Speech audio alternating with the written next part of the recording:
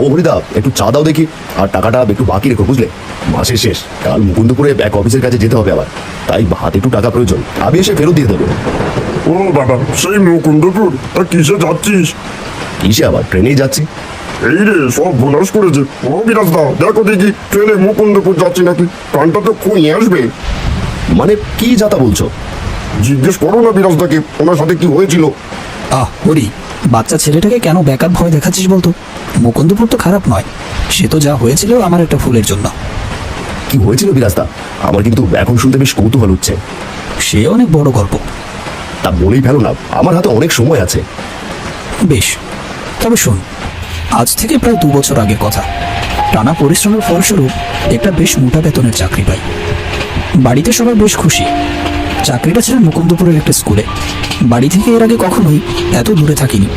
যেতে একটু মন কেমন কেমন করছিল ঠিকই, কিন্তু আর কদিনই বা ঘরে বসে বাপের টাকায় খাবো।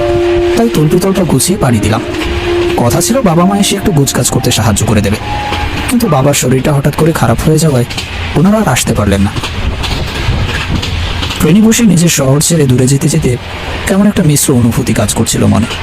কষ্ট হচ্ছিল বটে, কিন্তু একটা স্বাধীন জীবন, নিজের রোজগার, এইসবের উত্তেজনাও কম ছিল না। কিছুক্ষণ পর টিটি এসে আমার সামনে দাঁড়ালো, বলল, দাদা টিকিটটা। হ্যাঁ, এই যে। আচ্ছা দাদা, বলছি মুকুন্দপুর কখন আসবে? অনেক দেরি, আজ রাতের আগে আসে না, তার উপর আবার আজ ট্রেন লেট আছে, আজ তো আরো দেরি হবে। উনি চলে গেল। স্টেশন আসতে দেরি শুনে একটা জম্পেশ ঘুম দিলাম। কতক্ষণ ঘুমিয়েছে ঠিক জানি না, কিন্তু কারো ডাকে ঘুম ভাঙলো। আরে দাদা, ও দাদা, বলে এভাবে ঘুমোচ্ছেন? এটা কিন্তু শেষ স্টেশন, এরপরে ট্রেন যাবে না। তড়িঘড়ি উঠে বসলাম। জানালা দিয়ে উঁকি মেরে কোথাও কোনো স্টেশনের নাম দেখতে পেলাম না। জিনিসপত্র নিয়ে নেমে পড়লাম। রাত প্রায় 2টো। পুরো স্টেশনে একজন জনমানুষেরও দেখা নেই যে জিজ্ঞেস করব। যে আমাকে ঘুম থেকে তুলে দিয়েছিল সেও কোথায় যেন উধাও হয়ে গিয়েছে। এদিকে ওদিকে তাকাতে তাকাতে অবশেষে একটা বোর্ড চোখে পড়ল। তাতে বড় বড় অক্ষরে লেখা রয়েছে ইটাখোলা। এই রে, ভুল স্টেশনে নামলাম শেষমেশ। এসব ভাবতে ভাবতেই ফোনটা বেজে উঠল। হ্যালো, কে বলছেন? আমি আপনার অফিস কোয়ার্টারের কেয়ারটেকার। সেই কখন থেকে পথ চেয়ে বসে আছি, কখন আসবেন? আর বলবেন না দাদা, আমি বোধহয় ভুল স্টেশনে নেমে পড়েছি। নাম লেখা আছে ইটাখোলা। ও হরি, আপনি তো 4 স্টেশন ছাড়িয়ে নেমেছেন, এবার দেখুন কখন ফিরতে ট্রেন পান। কেয়ারটেকার ফোনটা কেটে দিল। একটু সামনে গিয়ে একটা বেঞ্চে গিয়ে বসলাম। মেজাজটা একদমই খারাপ হয়ে গেল। এবার কি করি? এত জিনিসপত্র নিয়ে কোথায় বা যাবো? আর এ কেমন স্টেশন রে বাবা, চারদিকে কোনো জনমানুষের চিহ্ন মাত্র নেই। ভাবতে ভাবতে আপাতমস্তক চাদরে মোড়ানো একজন লোক আমার পাশে এসে বসলো। এই গরমের মধ্যেও লোকটা এভাবে চাদর মুড়ে দিয়ে আছে কিভাবে? যাই হোক, এখন একে জিজ্ঞেস করা ছাড়া আর কোনো উপায় নেই।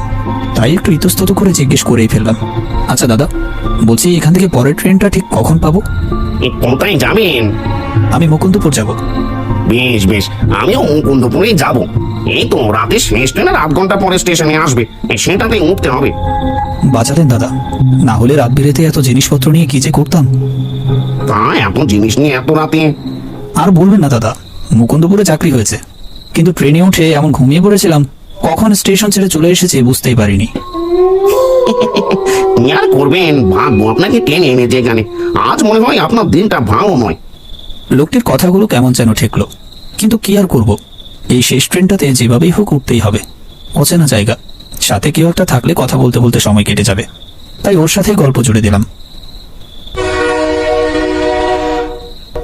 কিছুক্ষণের মধ্যে হুইসেল বাজিয়ে একটা ট্রেন স্টেশনে ঢুকতে শুরু করলো। লোকটি বলল, ওই দেখুন, কথা বলতে বলতে ট্রেন চলে এলো, চলুন চলুন উঠে পড়া যাক। লোকটি বেশ ভালো, জিনিসপত্রগুলো ট্রেনে তুলতে হাত লাগিয়ে অনেকটাই সাহায্য করে দিল। তাড়াতাড়ি ট্রেনে উঠতে আর এত জিনিসপত্র টেনে তুলে বেশ হাঁপিয়ে উঠেছিলাম। লোকটি তার ব্যাগ থেকে 1 বোতল জল বের করে হাত বাড়িয়ে দিল, বলল, এই নিন, এত হাঁপ হচ্ছে, একটু জল খেয়ে নিন। আপনি এত উপকার করলেন, আপনাকে যে কি বলে ধন্যবাদ দেব। এটি ধন্যবাদ দেবার কি আছে? আজকাল তো মানুষ মানুষের উপকার করে না, তাই না? ঠিকই বলেছেন, মানুষ করে না। লোকটি কেমন অদ্ভুতভাবে হেসে উঠল। তা আপনার নামটা জানা হলো না। আমার নাম নীলেন্দু। বাহ, ভারী সুন্দর নাম। আমি ভিরাজ। কথা বলতে বলতে একবার সহযাত্রীদের দিকে চোখ পড়ল। তাদের দেখে কেমন একটু চমকে উঠলাম। সবাই আপাদমস্তক চাদর মুড়ি দিয়ে রয়েছে। নীলেন্দুর দিকে একটু ঝুঁকে ফিসফিস করে বললাম, নীলেন্দুবাবু, এই ট্রেনের লোকগুলোকে দেখি আপনার মনে খটকা লাগছে না? খটকা মানে? কেন খটকা লাগবে কেন? না মানে একবার তাকিয়ে দেখুন, সব লোকগুলো সাদা কাপড় দিয়ে আপাদমস্তক ঢেকে রয়েছে, ঠিক যেন এক একটা মৃত শরীর। ওসব নিয়ে আপনি চিন্তা করবেন না। রাতের ট্রেন, ঠান্ডা লাগে খুব, তাই সবাই চাদর ঢেকে রয়েছে। আমাকে দেখুন। তা ঠিক আছে, তাই বলে সবাই একসাথে? সব ঠিক আছে, আপনি কোনো চিন্তা করবেন না। এই ট্রেনে আমরা রোজ যাতায়াত করি। নীলেন্দুর কথাগুলো শুনে বসে রইলাম চুপচাপ। তাও খটকাটা মন থেকে গেল না। লোকগুলোকে থেকে থেকেই দেখতে থাকলাম। আশ্চর্যের বিষয় হলো, তারা কেউই নিজেদের জায়গা থেকে একবারের জন্য নড়ছে না। হঠাৎ একজনের মুখের উপর থেকে কাপড় সরে যেতেই চমকে উঠলাম। এ কি বিভৎস মুখ! এ কি পুরো মানুষ! ক্ষত বিক্ষত চামড়া উঠে মাংস বেরিয়ে রয়েছে।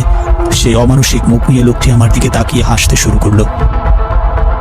মুখ থেকে নিজের অজান্তেই একটা চিৎকার বেরিয়ে এলো, নীলেন্দুবাবু, নীলেন্দুবাবু!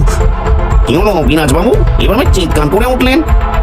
ওই দেখুন, লোকটা, ওর মুখখানা। এই দেখবো, কিছুই তো নেই, শান্তিতে ঘুমোচ্ছিল লোকটা। নীলেন্দুর কথা শুনে চমকে আবারও তাকালাম সেদিকে। সত্যি তো, লোকটার মুখ যেমনকে তেমনই ঢাকা দেওয়া রয়েছে। ও বলল, জানি মশাই, শেষ ট্রেন নিয়ে অনেকে অনেক ভয়ের গল্প বাঁধতে ভালোবাসে, কিন্তু এই ট্রেনে শুধু খেটে খাওয়া মানুষেরই যাতায়াত। এই ধরুন আমার মতো মানুষেরা যারা দিনভর মজদুরি করে রাতের ট্রেন ধরে বাড়ি যায়, শুধু একটু ছুটি কাটাবে বলে। খুব খারাপ লাগলো।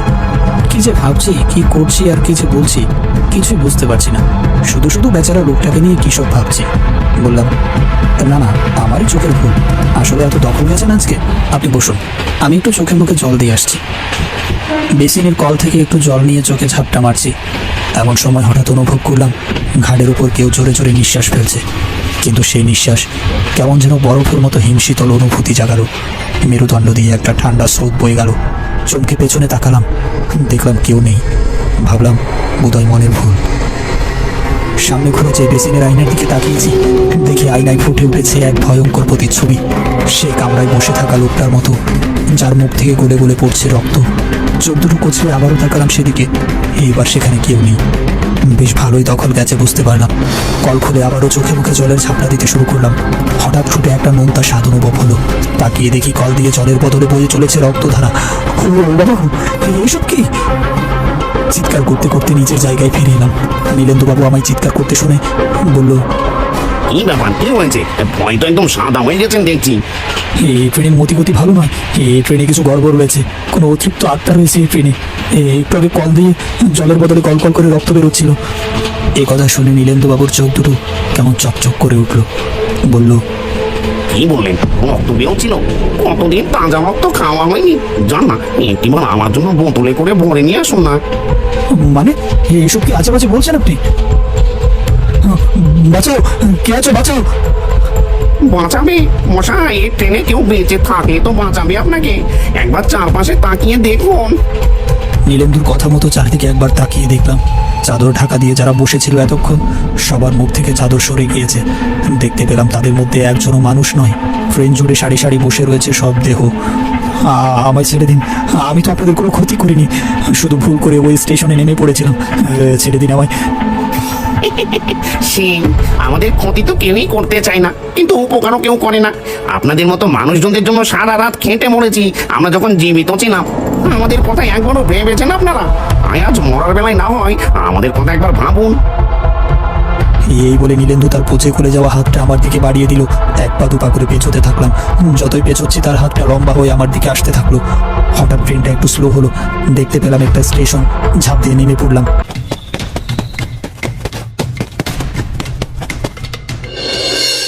দাদা, ও দাদা, কি হয়েছে আপনার? কোথা থেকে আসছেন? এভাবে পড়ে আছেন যে? আমি কাল দৌড়তে দৌড়তে একটা স্টেশনে নেমেছিলাম। স্টেশন? কোন স্টেশন? মানে এখানে একটা স্টেশন ছিল তো, আমি যে কাল ট্রেন থেকে নামলাম। দাদা, এখানে আজ থেকে 10 বছর আগে একটা অ্যাক্সিডেন্ট হয়, আর অ্যাক্সিডেন্টের পর দাঙ্গা হয়। ট্রেন ছিল বটে, কিন্তু সেই স্টেশনে দাঙ্গা হয়ে আগুন লেগে যায়। যারা আহত হয়েছিল অ্যাক্সিডেন্টে না মারা গেলেও সেই আগুনে জ্বলে সবাই মারা যায়। তারপর থেকে এই জায়গাটাকে অভিশপ্ত বলে মানা হয়। এখান থেকে রেল লাইনও তুলে দেওয়া হয়েছে। তারপরে কি হলো? কি আর হবে, কাছাকাছি একটা স্টেশন খুঁজে মুকুন্দপুরে পৌঁছলাম শেষমেশ। বিরাজদা, তোমার গল্প শুনে তো এবার যেতেই ভয় লাগছে। ট্রেনে চড়তে ভয়ের কি আছে? তবে আর যাই করিস ট্রেনের কামরায় ভুল করে ঘুমিয়ে পড়িস না যেন।